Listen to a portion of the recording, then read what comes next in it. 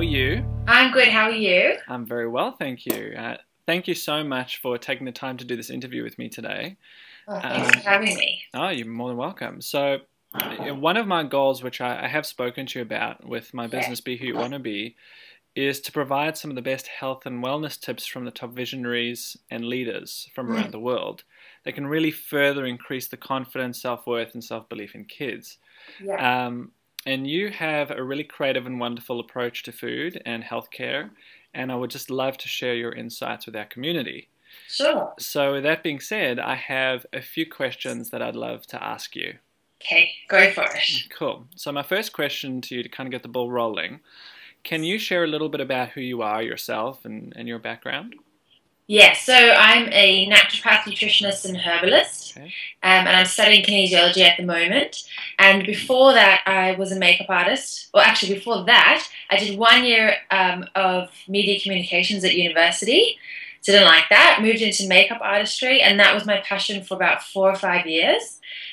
Slowly through that, and talking to models every day and seeing what they ate, what they didn't eat, and how food really affected how people kind of work and their day-to-day lives, that moved me into nutrition and naturopathy.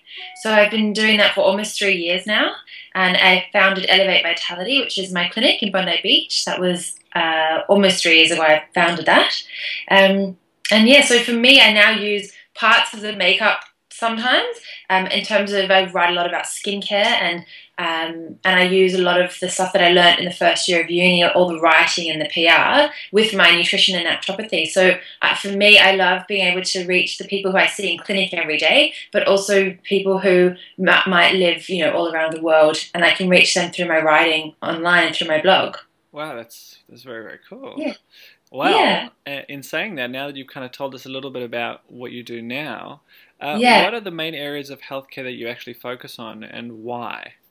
So that's a good question, because in the very beginning, when you start clinic, you kind of open your doors to anyone, and you're happy to treat anyone. And in saying that, I'm of course still happy to treat anyone who walks through my doors. But what I find is I really enjoy treating anything to do with female health. So all female reproductive issues. I really like treating stress and depression and anxiety and sleep, digestive disorders, cleansing and detoxification. And I find that anything that I've gone through in my life, because I've then helped myself, I can then give my story and my background when I help my patients. So, I think you have to stop trying to find your niche and let your niche find you. And that's probably the best advice I can give anyone really in any business. And then the more, it sounds contradictory, but the more you have your niche, the more you open yourself up to help other people, because they're like, right, I have PMS and stress and depression, I'm going to go see Cassie. Right. Yeah. Cool, that's amazing. Yeah. So, with the work that you've actually accomplished already in your career so far, what would you say from your own belief or your own experience, your own opinion, what would you say are the key ingredients for success? So, the first thing I have to say is that it's really important to outsource, because you need to, when you run your own business, in the beginning you end up doing everything, which is fine and you might enjoy it, and it does give you kind of the tools to work out what you like doing and what you don't like doing. But once you get to a stage where you become really busy, it's important to work out what you don't like doing and then make sure you never have to do that job again.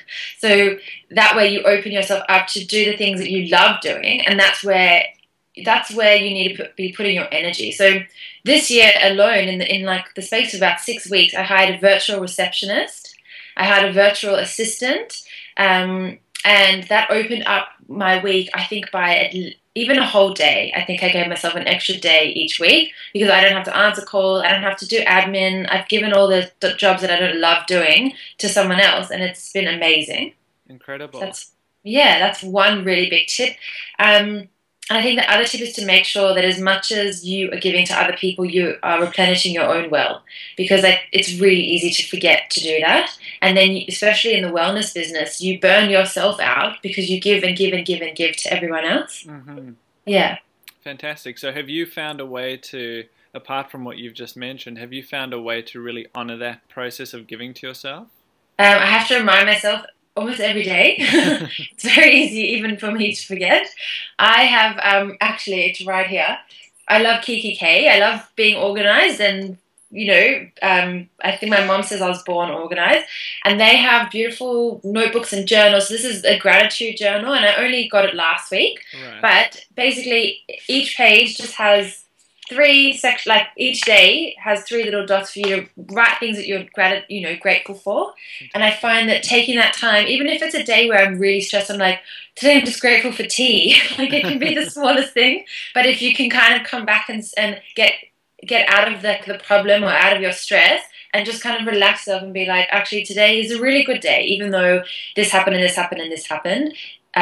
You have to try and remind yourself of how to do it. But for me, I think exercise is one of the most important things we can do. And I've stopped exercising for my body, and now I exercise for my mind. So that's the easiest way to make sure you get out to the gym, because you can just be like, well, I'm not exercising to, have tighter calves or tighter thighs. I'm exercising so I can feel calm and relaxed and get all my work done today. Amazing. That's a really, really cool approach. And one thing that I've learned is that the more you learn, the more you're grateful for things, the more things you get to be grateful for. Yeah, exactly. You just change your mindset, and your whole world will change. Totally, totally. Cool. So, as you know, my vision is to really empower kids to become inspired leaders. That's one of my main goals with my business. Yeah. So what I wanted to know is, how do you think food and nutrition play a role in actually helping them to achieve that? Well, I think it starts with preconception care, to be honest. Cool. So I think it starts with the parent, making sure that they are the healthiest they can be before they have a baby. Because even things like not getting enough fish oils when you're pregnant can affect your child's IQ and learning and memory and sleep. Right.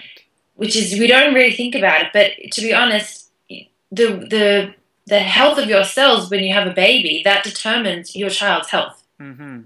And so that's really important. But then once, the child's born, and once in the beginning, it's the parents obviously feeding the child.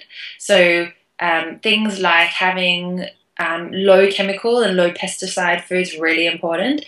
Lots of protein. I mean, kids grow so quickly, they need lots of protein and carbohydrates.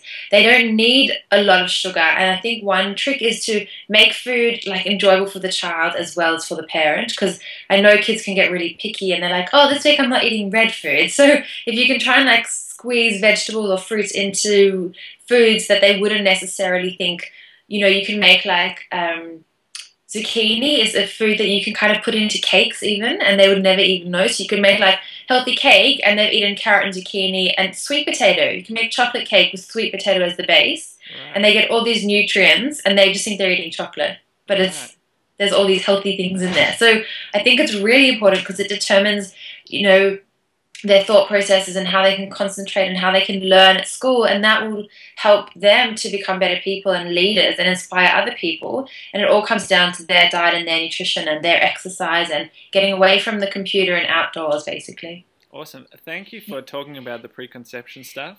Yeah. That's something that I've spent quite a lot of time working on myself when I was a chiropractor, working with parents and just the average client that I was working with at the time. And, you're totally correct in saying that a lot of the nutritional strength that kids develop over their lifetime has a lot to do with what happens preconception and during that whole process. Yeah. So thanks for sharing that, because I'm not sure if a lot of parents are totally aware of the impact their diet is actually having on the development of their own child. Yeah. I agree, and I think sometimes you don't even know you're pregnant. Like that period where you're not sure if you're pregnant is actually one of the most important periods. So, a lot of people who fall pregnant over New Year's Eve, and they've been drinking and doing whatever else. That's like the most crucial time for the fetus because it's developing, and it's very sensitive to chemicals and toxins. So it's quite important. I know you sometimes don't know, but if you do know that you want to have a baby, being as careful and as clean in your diet as you can be, and that goes for the male and the female. Mm-hmm. I think the male forgets that he is literally half of the baby. Right. So that's true. Yeah, and even things like reducing alcohol from the male side, that can positively impact against lowering miscarriage rates. Right. And people will think, if you've had a miscarriage, they're like, oh, well, it's the woman, something's happened there. But it's actually a lot of it can have to do with the male diet and the male health. So preconception care is so vitally important, and we really undervalue how you can affect your child's health and their children's health just from your diet. Wow, that's very, very Yes. cool. Well, Yeah. you kind of answered a little bit of my next question, but I want to see if we can expand on that. Yeah. What are some of the approaches